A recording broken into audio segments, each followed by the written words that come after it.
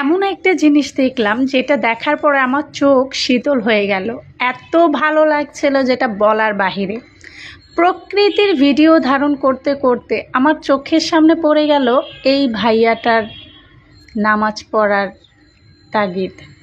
হ্যাঁ ভাই, আমরা আজকালকার দিনে কাজকে বলি না যে আমার নামাজ আছে, নামাজকে বলি আমার কাজ আছে, কিন্তু আসলে করা উচিত নামাজ আমার প্রথম প্রায়োরিটি। কাজকে বলবো কাজ, আমার নামাজ আছে তারপরে আমি কাজ করব। এই ভাইয়াটা সম্ভবত আমাদের পাশে অ্যাপার্টমেন্টে কাজ চলতেছে, সেখানকারই কোনো এক কর্মচারী হবে মাশাআল্লাহ। এই দৃশ্যটা দেখার পর আসলে আমার মনটা জুড়িয়ে গেছে, চোখ শীতল হয়ে গিয়েছে।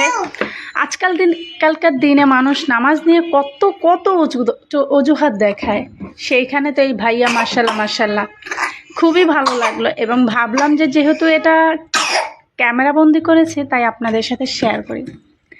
কেমন লাগলো ভিডিওটা অবশ্যই জানাবেন, অবশ্যই 5 ওয়াক্ত নামাজ পড়ার চেষ্টা করবেন। ধন্যবাদ।